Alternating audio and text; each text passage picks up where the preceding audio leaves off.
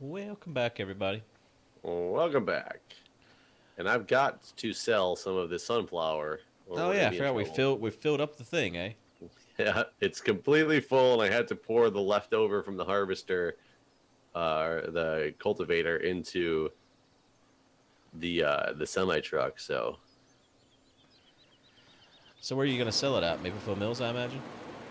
possibly we'll see. We'll see what the going price is. I mean, I like the trains. I don't know why you're so against them. You're a Beautiful. liar. Look at that, a hundred Oh, thousand. look, it's not Mapleville Oh Mills right man, now. Oh man, but it we went. we really messed up. It was higher We than a minute ago. did. I'm wondering if we should. You gotta sell it. What you gonna do with it? I mean, store it in the Train? the. I could go store it in the train actually. Soybeans need to be sold right now at Mapleville Mills. Well, let me go dump out some of this sunflower at the train, and then I'll come back and get soybeans. We'll use that as a secondary storage container. But the thing is, you need to take. Oh, I guess you can keep them in this train silo, can't you? Yeah, Yeah. yeah. I mean, I don't know. Maybe it won't let me even dump this whole thing into the train. Maybe it's 100,000 across the board that you can store. No, because you can buy more silos and stuff too. True, true. So that wouldn't really make much sense if it stopped me from doing this. But I don't begin to understand a lot of the mechanics of this game either. So, So, what do we want to do?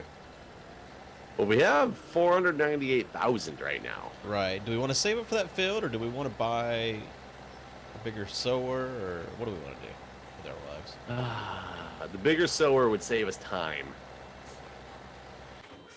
Yeah, in sowing. sowing time. Where is? Do we kept that smaller tipper? Right. Looks like your train was full Yes. over here. Oh, it might be because it's barley on that field, so I don't know. Oh yeah. It's gonna. Oh wait, you're not dumping swath. Why are you not swathing? Don't even care about it. I guess not. I mean, it ain't no grass. It can't be silaged. That's. I mean, we could do the old cheaty method. It's not even worth growing barley though.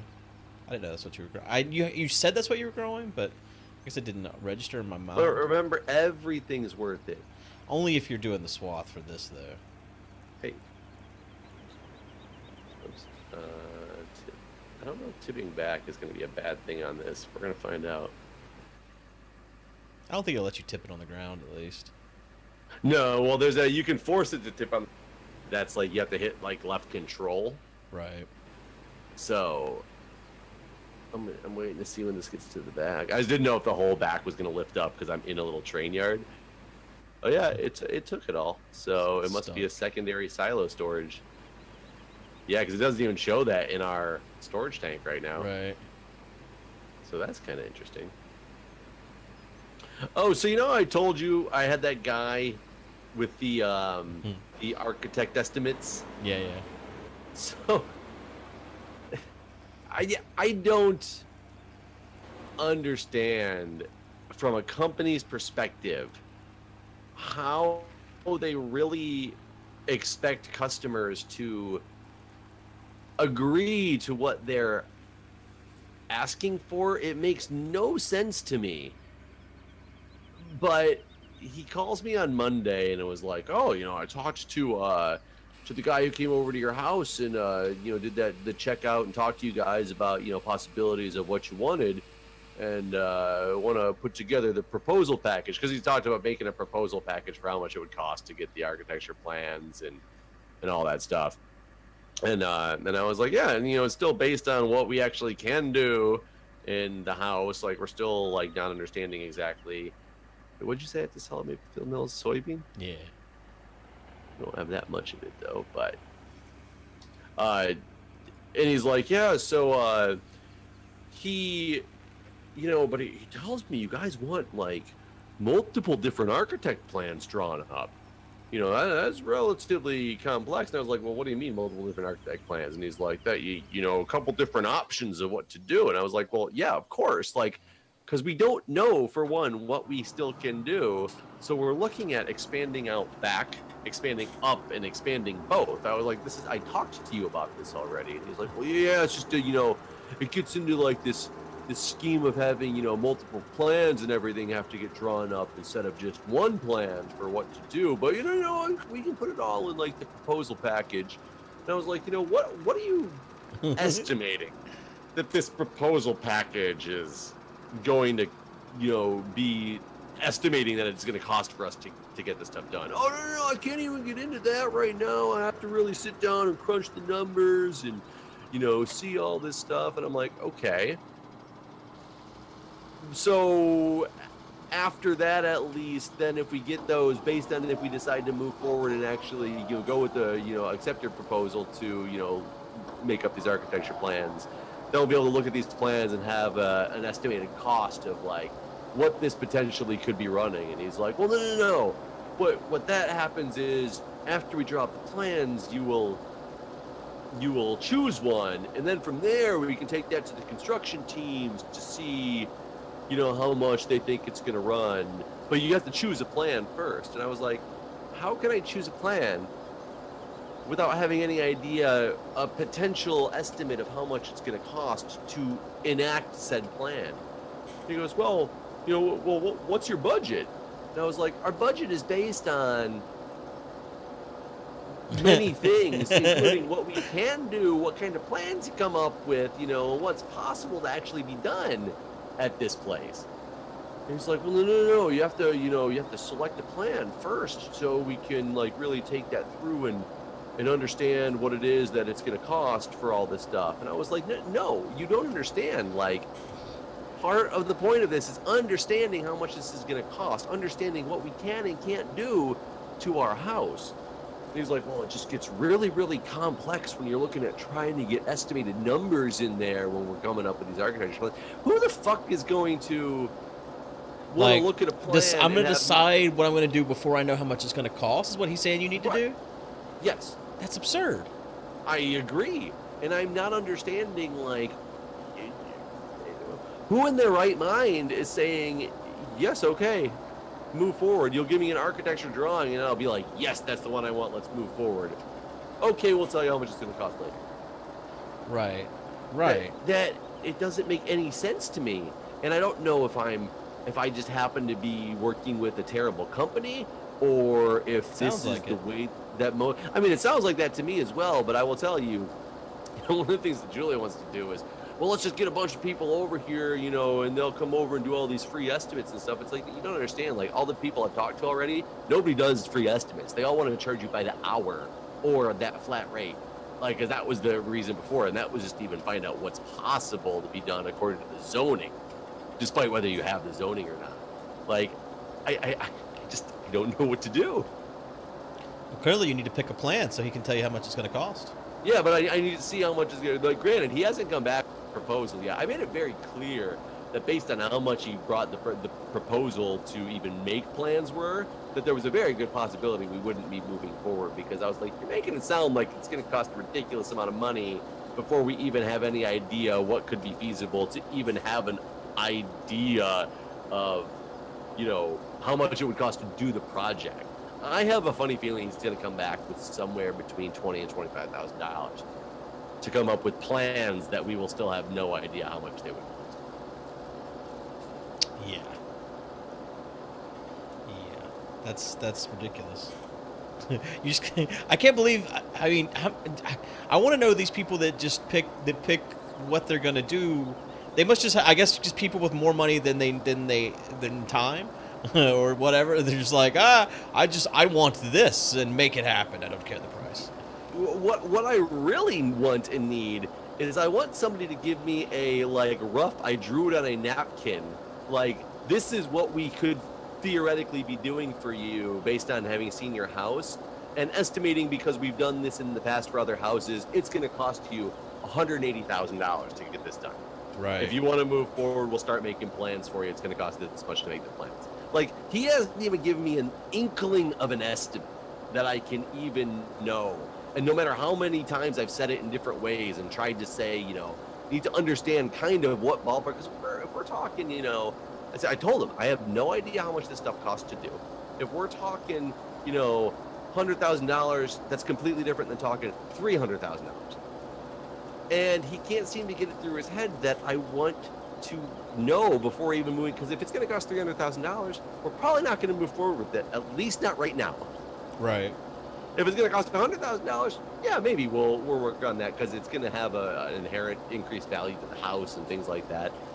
But I need to have some type of idea before I just go start throwing money down the drain. It really does make me wonder if they bank on the fact that people aren't going to move forward, so therefore they try to force money out of you up front. Right. It's kind of like those movie audition things where they're really just selling you headshots and all that other bullshit. They're not actually trying to get you a role as an actor or actress, whatever.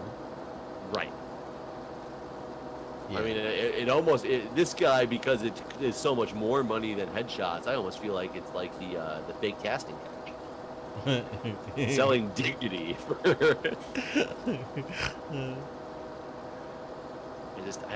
oh my god, why is it got so difficult? But the fake casting couch, I don't think the videos of fake casting couches are fake casting couches. I think those people know that their casting couch video is the porno. But I think I would absolutely believe that. I think there'd be way too many lawsuits on their hands if those people were, not willing. Well, there's probably a lot of shady contracts that are dealt out in the porn industry too, though. There's probably a lot of people that sign for like $300 away their half their life and don't realize they're doing it because they just want that $300. Right. But do you think those people who go to the fake casting couch and perform those acts on people, especially the ones like, I mean, I'm sure you've seen them before. I've seen them before. I haven't actually seen any fake casting couch porn. I've watched porn, but I have not actually watched any fake casting couch porn, I'm going to admit. Oh, I've definitely seen them. And some of them are entertaining because they get really good. Some of them are even more entertaining because of how freaked out people get at the end, and like they run out of the office because they realize they didn't want to be doing what they were doing. Those people, though, there's no way they signed a disclaimer. If it was truly a fake casting couch. Right. I mean, they definitely signed a disclaimer if they were in on it and that was what their role was to do. Right. I mean, sadly, most porn is fake. Which is sad. Gives you too high a hopes for what could be than what it really is. Well, I mean, anytime I've ever had sex, I'm not making sure I'm in a the perfect angle for the camera, not for pleasure. And that's what most porn is, right? Getting that angle right for the camera, not for what actually feels good. Right. I do kind of want to understand, like, I've always wondered about just, like, Survivor in general, like, how quickly you get used to camera crews, people say. Because I think that would be a funny thing, like, if I was ever on Survivor, I think that would be, like, the most memorable thing to me right away, probably, is, like, that there's people constantly around you taping, and how do you deal with that in your just general going abouts and dealing with, daily business? Think of porn people. Like, there's probably, because there's not probably just one cameraman, there's probably multiple lighting guy, boom, type of deal, and you're just like doing your thing. Yeah, it probably does become like you don't even really recognize or realize anymore. You don't see the cameraman. I would think that is extremely strange for a porn star to go back to like their normal relationship. Like, because a lot of them are married and have, like, people that they claim. That's weird to me, too. Like, I couldn't be married to a porn star. I mean, I guess it depends on how much money they make. I don't know. There's a huge difference between sex and love. And sure. As long as you were people that could, because there's, like, open relationships and stuff out there that people have. I think that's weird, too, though. That's just not, but it's just not for me, I guess, is the thing. Yeah, I was going to say, I definitely think it's, I don't know. I try to think if I don't know if I could. No, I think I'm too insecure, honestly. Be like, so I used to, I remember when I was in like high school, early college, and a lot of people, at that point where, you'd have like in high school, the people who are losing their virginity, or people who go to college and are still virgins and are debating whether they're really going to save themselves, because that was their original plan, was to save themselves and all that stuff. And people used to say, like, Jeff, like, what would you rather have in the future? Like, would you rather marry, you know, a virgin, or would you rather marry like somebody who used to be a hooker? And with the, you know, connotation that they're disease free, they haven't contracted anything, you know, things like that. And it was, you know, I guess it's up to you to decide if it truly is that they're truly reformed or not. But and I was always like the reformed hooker every time. And they're like, I don't understand why. And it'd be like, well, because they've been around the block, they've experienced everything. If they're still with me and married me, Yeah, that's good. I'm not going to disappoint them any more than I already have. And they've had better. They've had much better. With the, well, maybe not. I mean, they married you, right? Maybe you were the best they ever had. You know what? I guess it would be. That'd be like the extreme compliment. If the hooker wants to sleep with you monogamously, then you are the best. Yeah, well, and I guess it might not be. I guess a hooker, now that I think about it, is probably a bad example because they might not have been. Because the people who are paying for hookers maybe not are, you know, like dynamites in the sack. I don't know. Maybe it'd be like a reformed porn star. Do we have too many workers right now? Is that what's going on? We might. You only have 4. I see 3 on the screen. 1, 2. I only see 3 on the screen. Did you not hire a guy? No, I'm hitting H and nothing's happening. For fertilizer. What? Yeah, I thought we could have 4, and I really do only see 3 on the screen. I don't even see the option. Oh, now it just came up. I want to work or complete their task. Yeah, we must have had 4. Who finished their task though? B. Where was B at? Where you be? Where you be? But yeah, because most likely porn stars had better. Just whether it be sheer size or sheer, you know, movement or whatnot. But that's more likely than not. But yeah, I would actually never want to be with a virgin. Personally. Well, you had to have been with one. Well, I assume you've been with one at least once. I don't think so. Actually, no. My first was definitely not. My second, I was definitely, or like her. I was her second. So I mean that's kind of close, but not exactly. Obviously, right. No, I've never been with a virgin before. Huh. Okay. I don't think I'd ever want to. Gotta be terrible. Well, not now. Like at this age, if you're with a virgin, you're either with someone that's extremely younger than you, or with someone that I couldn't get it for whatever reason. Right. Like I feel like there's something wrong with someone if you've gone to like our age and you haven't had sex. There might not be, but I feel like there is. I mean, maybe that's wrong of me to say. I agree with you. I understand what you're saying, and I understand how some people might take that the wrong way. You know, oh, 35, I was just saving myself, and then the right man never came along for marriage, so what's wrong with saving? Yeah, I get that. It could happen. Yeah. The odds are low. I mean, I guess I don't understand some of the religious pushes that force you into that situation because I'm not super religious, but I can't imagine.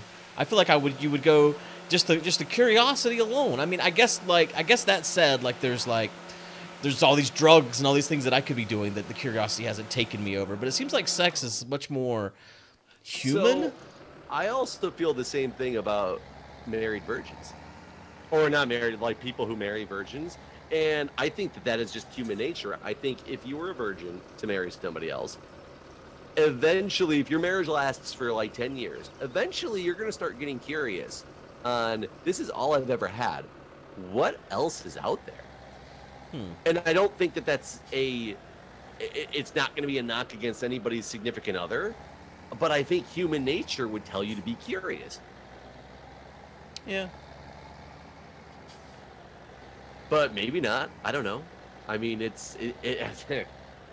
never been in that situation anymore. Because it's been a long time since I've been a virgin. I wasn't like one of the 17, I think, when I lost my virginity. I was end of my senior year in high school, so I wasn't, you know, I knew some people who lost their virginity. They claimed they did at least at like 12, and I'm pretty confident that they were not lying when you know, Right. that was the case. But that was not me. I was a quote unquote late bloomer, but early bloomer for some people's standards. I don't know. It all depends. I mean, I tried desperately to lose my virginity long before I ever did, and just couldn't. Just no attempt worked out, basically. I think, man, I was so I can remember the night that I did, or more the day that I did. I don't remember the act as much because it was terrible. I was terrible, absolutely terrible. I remember being at school because I just been dating this girl for, you know, a couple months, and things were, you know, I was all excited. You know, she was super hot. Like, in my opinion, I have no idea looking back if she really was super hot or not. I'm pretty sure she was, but I haven't seen a picture from back then. But I remember sitting at school knowing, because we kind of, it's not like we planned it, but we planned it to the point where I knew it was happening soon. And like sitting at school going, oh my God, like tomorrow I'm going to come in here and I'm going to have had sex. Like, this is crazy. And I was like freaked out. I wasn't like sitting there super excited, like, yeah, my dreams have come true. It was just like, everything changes after this. You ever seen the movie? Did you finish Fallen? fertilizing here? Did he finish fertilizing, or did he get stuck? He was just sitting up at the top of the field, so Oh, okay, yeah, I guess he did. Okay, cool. Oh, you already got this. Yeah, I already done all that. I was like, oh, I was wondering what you were stuff. doing. I was like hooking this stuff up, and it's already finished. You ever seen the movie Fallen with Denzel Washington? I've seen all the Denzel Washington movies, so I have, but I don't remember what movie this is. Fallen's the one where that spirit that kept singing "Time is on my side." Okay. You don't remember this? I don't remember it. The spirit Azazel, I think it is. John Goodman's in it. Oh, okay. Yes. As well. Yes. Yep. I've actually seen all John Goodman's movies too. He I don't even know what I'm trying to do right now. He, at one point, before he finds some secret about Azazel or whatever, he's going downstairs and he's like, you know, there are those things in life that happen when you're always going to walk away and say there's a before this event and an after this event. And this is one of those times. And I always think about, like, the virginity loss is like one of those things. Yeah. Having a child is another one of those things. You Yeah. know, there's definitely now that I've had a child, there is a before I had a child and an after I had a child. Like, Right. It was one of those type of events. But I definitely feel like the virginity loss is one of those type of events as well. Did you rub one out beforehand? No, I think I was so afraid that I can remember enough about it. I remember it was I was on crutches. I had a cast on my leg actually. Yeah, and then like the third time ever I had sex, her parents walked in on us, so that was a great start. That happened the second time I had sex. Isn't it great? It was the worst. It was the worst. Her parents were at least really funny. The worst part for me was that my mom called her by my ex's name. Because she, like, the lights were off, and so, like I had, like, my own little front porch area to the house. I had, like, my own entrance to the house and, like, a little front porch area. And so I was supposed to be driving up here where I live now because my grandma had told me whenever I graduated high school she was going to give me a car. And so this is the 99 Beetle that I still have. I was supposed to be driving up the next day to pick up this car. And so she's over at the house, and we're doing our thing or whatever. And my mom wakes up because I was supposed to be driving up here that night. I just got off of work, and so she wanted to tell me to be careful or whatever. And so she knocks on the door, and I, like, freak out, and she goes out on the front porch, and I open the door, and my mom's like, "Why are you all sweaty? What took so long to open the door?" And I was like, "I'm just, packing, just real busy packing." Packing it in. Yeah, I was packing. Right in there. And so she comes in, and, like, I had, like, two bedrooms, basically. I had, like, a bedroom, and then, like, I basically had my whole end of a house. And so I had, like, basically, like, a living room and a bedroom. And so she goes into, like, the bedroom. She goes to the living room, goes to the bedroom, looks in the closet, and then she goes out on the porch, and there she was, out on the porch, completely naked. And she's like, "Aaron, get in here." She was just on the porch naked? Yep. And so she calls her by my ex's name, and, yeah. I was like, that's not her. And then she's like, "I'm taking you home." And I'm like, "I don't know if you should, because she's 16, and..." And she's like, "Well, you need to take her home." And I was like, "Oh, okay, I'll do that." And, yeah. It's real awkward. Yeah, her parents walked in the middle of the act. like Wow. I was, bare-assed up in the air, and her Oh parents man. opened the door, and that was kind of scary. But like her parents she had two a younger brother and a younger sister, and her parents had taken them to like a softball game or something like that, and they had just left like 10 minutes before, so we thought like You had time. we have all the time in the world right now. And I guess something happened, and they canceled it or something, so they ended up coming home, and they came home extremely quietly for whatever reason. And her mom literally like, we heard the door open, and I just looked over, and her mom goes, "Oh my god!" and just shut her eyes and turned around and walked out. And I was like, "Oh, what the hell!" But her parents were really, really cool and really funny, and they were like, I actually had to go out and talk to them. And they were like, so we'll have to talk about exactly what this was. We don't just like pretend it didn't happen. And they were really like, look, the only thing that is really big concerning is that it could have been, the younger brother and younger sister walking in as opposed to me. Wow. She's like, so just make sure you lock the door or something so that doesn't happen. They seem like they were really. How old were y'all? I was 17. She was 18. Okay. So, I guess she's an like, adult, so okay. Yeah. We were. I don't know that I would be that okay with it. I don't want to imagine what happens when my daughter's of the age where she can have sex. Like, I don't want to even think about it. Like, especially like if she's like a slut at like 13 or something. Like, I don't want to think about these things. But when she's 13, you have to think about those things. I know, but I mean, at least I got time. I might die before then. See, it's kind of funny because I think about it from the opposite perspective because, I have a son, and I feel like it's a lot easier for the son, the dad of the son. Like, you're like, oh, you got laid, good for you. So, and that is kind of what it is, but only when it's appropriate, if it's safe, at the right age, not for the wrong reasons type of deal. Like, there's still that aspect of it. But, if your daughter gets pregnant when she's young, yeah, that's terrible. But it's also and now in those cases, then there also is the whole boy situation. I see what I'm assuming that's where you're going. Is like as a yeah. She's pregnant with one, maybe twins or something like that. But my kid could be out there impregnating multiple women. Okay, yeah. And that might be terrible. So yeah, that's something big. My the second girl that I was with, and it's funny because like looking back, people out there, you will remember your first, maybe your second, maybe your third, and if you get higher than that, maybe not anymore. You don't remember them all like in line. But my second girlfriend, or second girl I was with, we dated for like 2 years through most of college. So of course that's a little bit more memorable because it was a huge part of my life when I was growing and becoming myself. But she, like I said, I was her second, and her parents were really like a lot stricter, very upset with her for doing any little thing wrong, even though she did a lot of things wrong that they just never found out about, of course. But she had a lot more of the overbearing parents, and I guess they found, I guess she used to keep it. Whoa, demolition. Let's use this one. It'll be faster. That's what I was going to grab.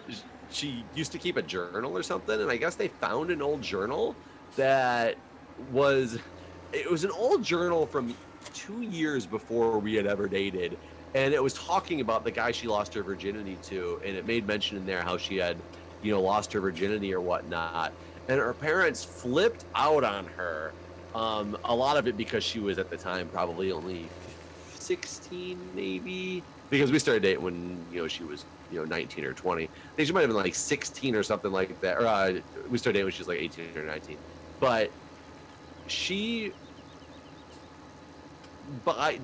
try to alleviate the concern from her parents, she decided to be like, no, the dates are wrong. I wrote that about Jeff, who it was him, and it was recently, blah blah blah. So now, not only is that a huge lie. But granted, now her parents know that we're having sex, and she didn't want them to know that we were having sex because she was like, concerned about that. But now they think I'm the person who violated their daughter. And I'm just like, oh, come on. You made it worse. Like, your parents don't really like me that much anyway. And, now they really don't like me because, yeah. So that was fun. Yeah. Not at all fun. Maybe my daughter will be that 36-year-old that is a virgin. That I just said something's wrong with. I mean, it's possible. I wonder what I can do to ruin her at this age to allow that to be the thing. Well, there's probably so much you can do to ruin her at this age. This age is like not even a concern. Like, you want to ruin her, now is the perfect time. No, I actually guess I don't know when kids are the most susceptible to be quote unquote ruined. I feel like at all times. I mean, that has some merit to it, sure. Where is our fertilizer spreader, by the way? Where did I drop that off at? I had it. Oh wait, no, you took it off because you found the guy at the top of the field. Oh, that's right. That's right. It's way up here. I know where it's at. Yeah, I guess all ages, but there's got to be like that susceptibility period of where it's, I feel like 10 times young, worse. like able to understand language. Like once they can understand language, I think that their minds are more moldable at a young age than they are once they've got some grasp on the world. Like my daughter still believes in magic and all those sort of things. Like in fact, today, like she's got this magic still set. believes. I mean, I believe in street performer David Blaine. So, Yeah, of course, he's definitely man who can fly, live in a ice box, do it all. But she has this magic set, and every trick I've taught her in it, like it comes with this book that has like the tricks and all the little gadgets that help you do all the tricks, and like it's clear she understands that she's not performing magic. But this morning she woke me up because we'd been playing with it last night, and she woke me up this morning and was like, "My hat and wand just do not work." And I was like, "What are you talking about?" I mean, it's one thing, she just woke me up, and I was like, "What are you saying to me right now?" And she's like, "They're broken," and I'm like, "How did you break them?" Like I thought she like ripped it or something because it's got like a little hidden compartment in the hat. And so I like get up and get dressed and all this and like come there trying to figure out. And she's got this Snow White doll inside of her hat, and she's trying to make Snow White become alive, and it just doesn't work.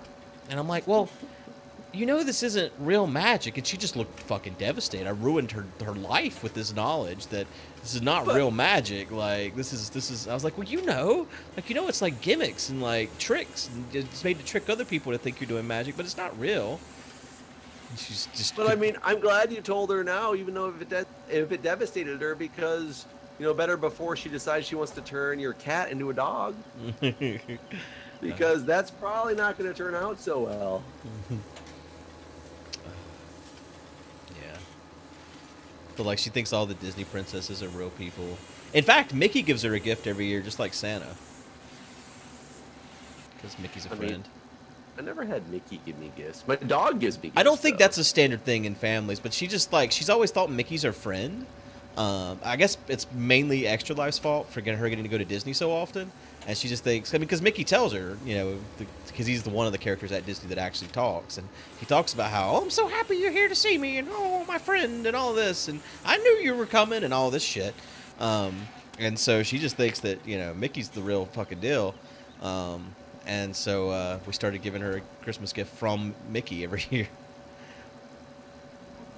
I mean, and now you've solidified the fact that Mickey is her friend. So when he stops communicating with her, I mean, as much as I'm worried about the whole virginity and all that stuff, I'm also worried about the time when Santa Claus becomes fake and all that stuff. Like all these things, there's a lot of heartbreak left in the world that she doesn't have to know about yet. And so it's all to come. Did you tell her about Santa Claus? Yeah. Because that I have a question on if I'm going to do with my kid. See, I think it's important to do. I mean, just also not being religious. I've told her about every major religion, too. Because I feel like she's going to go to school and be surrounded by lots of people. And yes, but telling somebody about major religions is a little different because major religions to grown adults still exist. Well, Santa Claus still exists. Yes. You just found out he's fake, but I found out that God was fake. But you have an idea in your mind that God is fake. Santa Claus could be real. Coming down your chimney? No, I mean he uses magic. We don't have a chimney, so he has to come through the keyhole. He uses magic. The other thing you've already. No, I did not say all magic is not real. Just her magic set is not magic. No, no, no. Like Mickey has magic at his part. That part is still. I'm still lying to that. Yeah, I just don't even know if I'm going to go down the whole Santa Claus. I mean, I'll probably explain Santa Claus, who he is and what the concept of him is, but I don't think I'm going to try to make him believe that he's a real person that's really coming into our house. And Did you have Santa Claus as a kid? Yes. Did you enjoy it? I mean, to an extent. And then I just think I got so curious about if it was real or not that it was kind of like, it was more of the mission of finding out if he was real or not. But I think part of my problem might be the fact that I remember one day we were at the store, and I remember this vividly, and not because it devastated me, but it just kind of showed me something.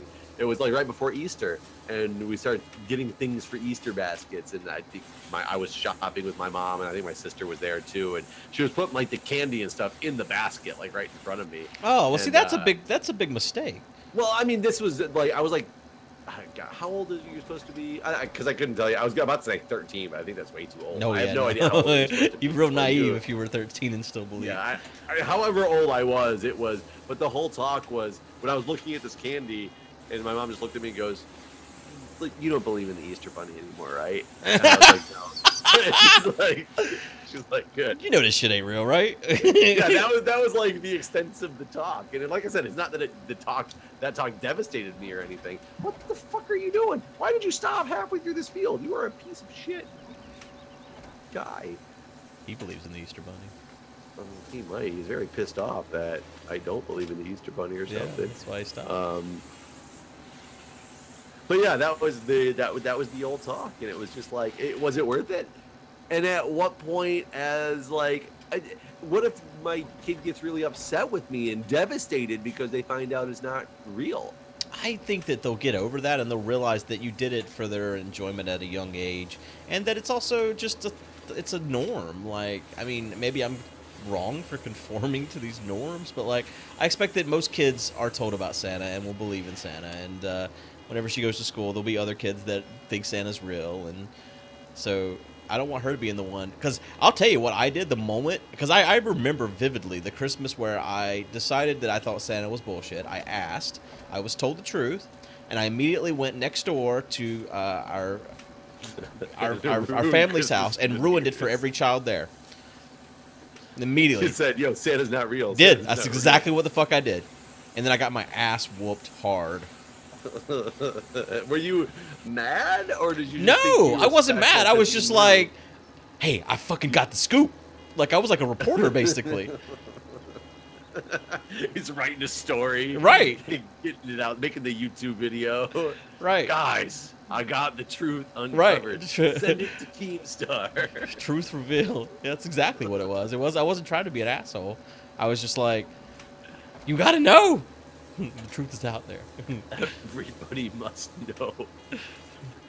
Yeah, I don't know. I mean, I guess we're not to the point where we have to get there like anytime soon, but now it's going to happen real soon.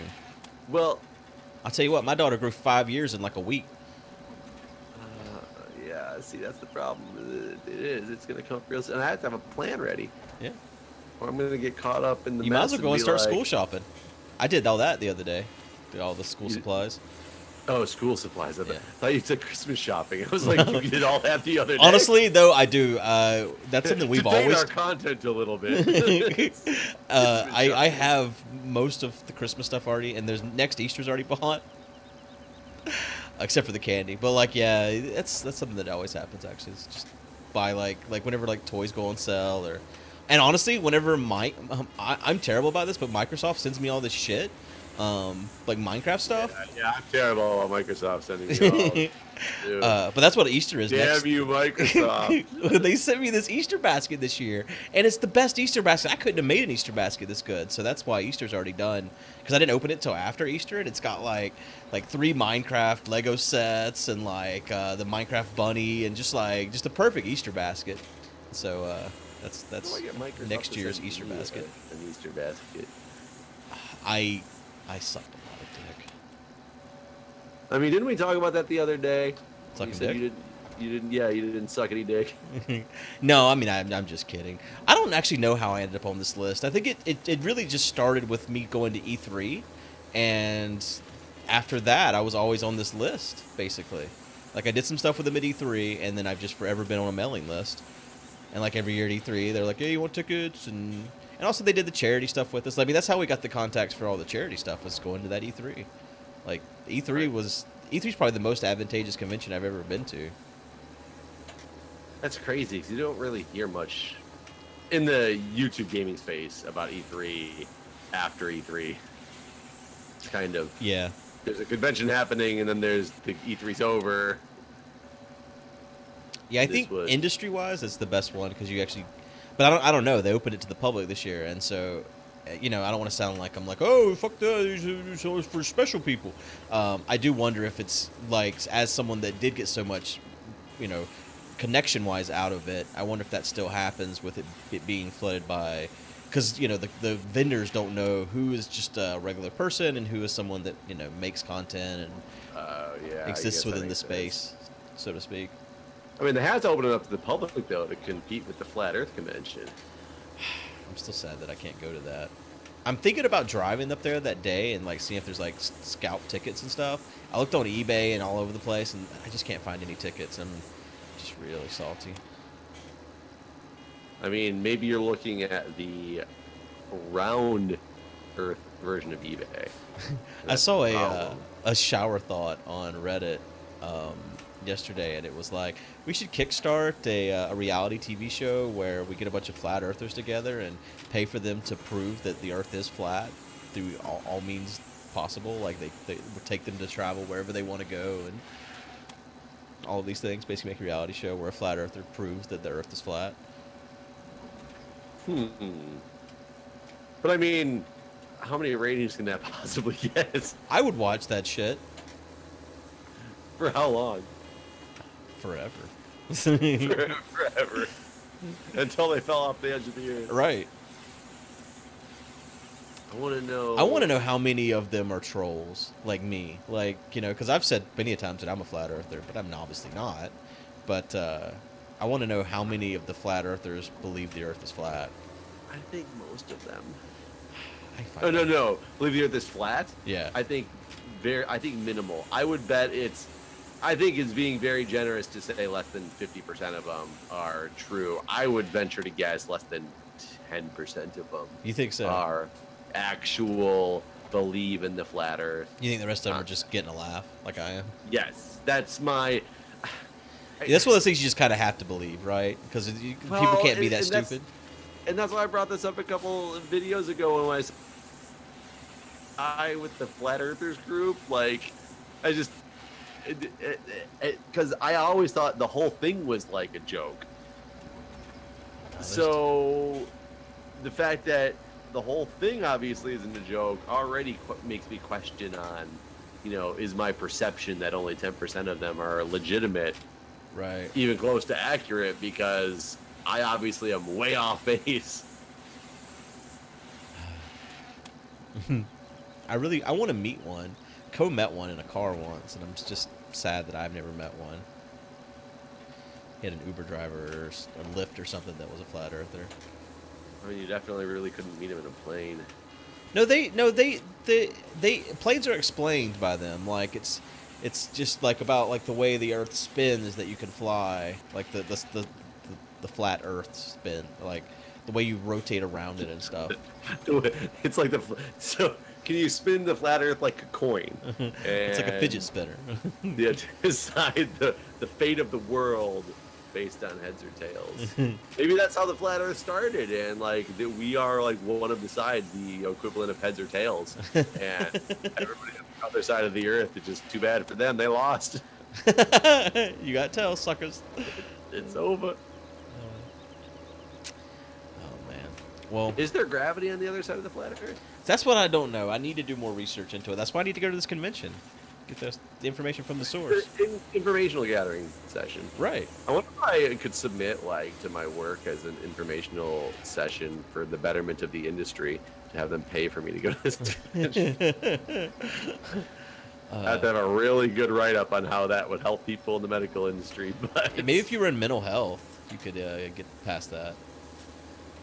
that's possibly true. So that I knew how to deal with people who came in with quote-unquote flat Earth syndrome. Yeah, there you go.